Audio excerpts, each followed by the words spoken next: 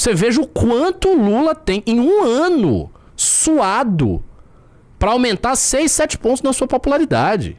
Sumiu com a Janja, oferece aí isenção de IR para classe média, faz e acontece, pega discurso terceiro-mundista, vai negociar com o Trump, tudo isso para fazer a popularidade dele subir.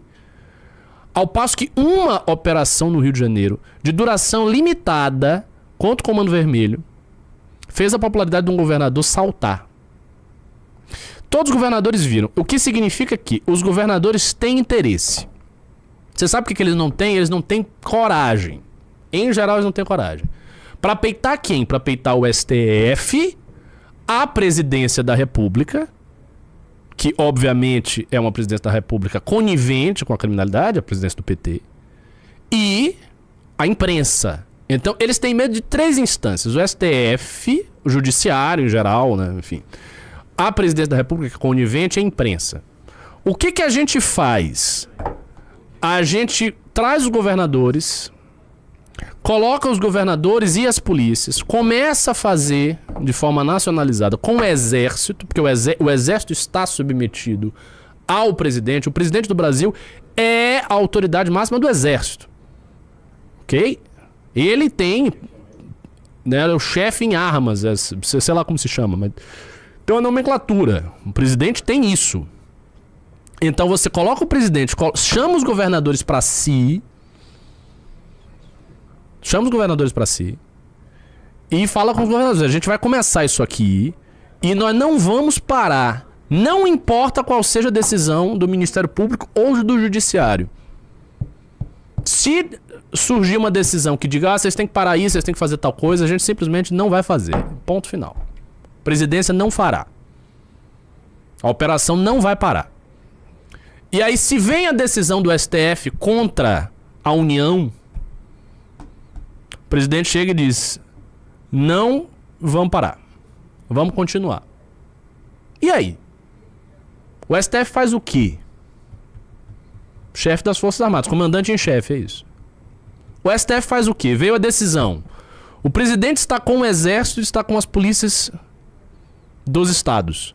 O STF faz o quê? O STF manda prender o presidente da República? O STF manda tirar o exército que estará na operação contra o tráfico. A força? Com que força? Se é o exército que está lá.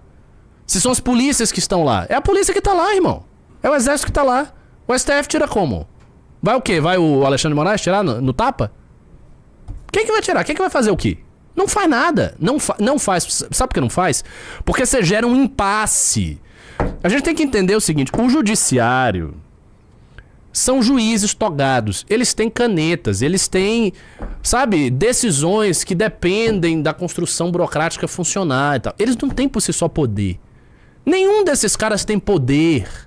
Não é o próprio Gilmar Mendes que chega lá e faz alguma coisa na mão.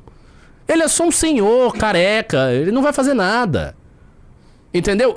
O poder desses caras depende da obediência. Depende das instituições obedecerem aquelas decisões. Se a instituição maior do país, a presidência da República, diz não, a gente não vai obedecer e ponto.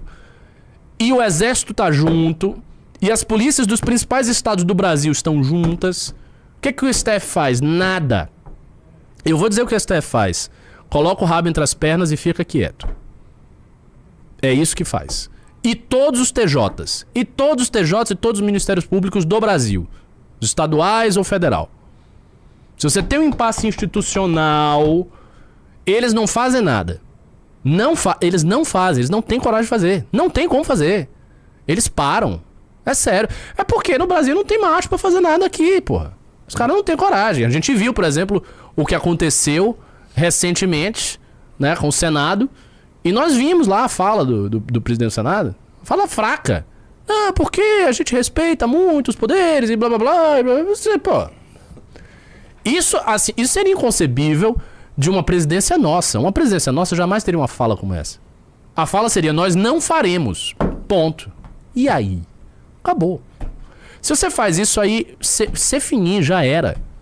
Ah, mas o STF, vamos supor, que chega lá, porque o Renan tá falando bastante, né? Ah, vamos lá e declara estado de defesa, estado de sítio, estado disso, estado aqui, porque tem a previsão constitucional. Aí o STF diz, não, isso aqui é inconstitucional, não se aplica, portanto você não pode declarar isso. Ok, não pode declarar isso e tal, mas a gente vai agir exatamente como está descrito na lei. Ah, mas não é um estado de defesa. Beleza, mas a gente vai agir como se fosse um estado de defesa. Se você... Pensem o seguinte. Se você tem do seu lado o exército e as polícias, você faz as coisas. E vamos nos lembrar, tanto o exército quanto a polícia têm o máximo interesse de entrarem na guerra contra os traficantes. É óbvio. Eles querem isso. Inclusive porque eles querem os benefícios advindos disso, como, por exemplo, aumentar o orçamento. Aumentar o orçamento das forças de defesa e de segurança no Brasil. As forças de segurança no Brasil querem aumentar o orçamento, óbvio. É claro. Então, um dos meios de aumentar o orçamento de alguma coisa, de alguma instância, de alguma instituição, é fazer com que essa instituição demonstre a sua utilidade. Se ela tem uma alta utilidade social e todo mundo está vendo essa utilidade, o orçamento aumenta porque, bom, se cria um respaldo para a atuação dos caras. Então, o negócio é esse, cara. Nós não temos que ter medo de STF. O STF não é um bicho-papão. Ele só se torna bicho-papão porque as pessoas o obedecem. No momento que você tem um impasse, você não obedece, acabou o bicho-papão. Acabou. Acabou de ter um impasse recentemente, inclusive. Eu nem vou falar da época do Sarney, que pediram... Era o Sarney? Falaram, não, o Sarney tá fora do Senado. O Sarney, hã? O quê? Não, ninguém... Foi o Calheiros. É o Calheiros, o Renan Calheiros. Agora, recentemente, o Flávio Dino falou, não se aplica a decisões de outros países, tipo a Magnitsky, né? No Brasil. Todo mundo caga o quê? Tá bom. Beleza, Dino. Fica aí, Dino. Tamo junto. Professor... Tem umas pessoas falando de fechar... Eu não tô dizendo fechar... Não é fechar nada, não. Não é fechar e assim, não é criar um impasse em relação a tudo. Tudo que o STF colocar, a gente vai dizer que não. Não é isso, não. Acabou de ter um impasse no STF, galera. O que eu estou dizendo é o seguinte. Numa guerra ao tráfico, não pode existir. E é assim, isso tem que ser pactuado e conversado. Tem que ter conversa. Se a gente chegar lá, cara, a gente tem que fazer reunião com os ministros. E ter conversa, e falar, e traçar planta. Uma parada dessa, quando começa, você não pode parar. Você começou a guerra, você não pode tirar. Não é assim, começou uma operação complexa, porque, assim, também tem um detalhe. Quando se fala em declarar guerra ao tráfico no dia 1, não é que no dia 1 as polícias já vão estar todas... Calma. Isso tem que ser preparado. Vai levar um tempo entre você fazer a declaração e você começar a fazer as coisas. Há planejamentos, não é uma coisa simples. Nós estamos falando de uma operação de altíssima complexidade, que exige uma inteligência estratégica imensa. Então, para você fazer isso, você vai conversar com todas as instâncias, vai trazer todo mundo, vai ter inúmeras reuniões, passar assim, semanas em reuniões, e tecendo, e planos, e mobilizando a inteligência das políticas do exército, etc, etc, etc. Mas quando começou, foi a operação rolando. Não pode parar. Porque se você começa e você para, já acabou. Aí os traficantes eles vão lhe matar, não vão recuar, eles vão entender que você é fraco e você vai perder. Então assim, simples assim.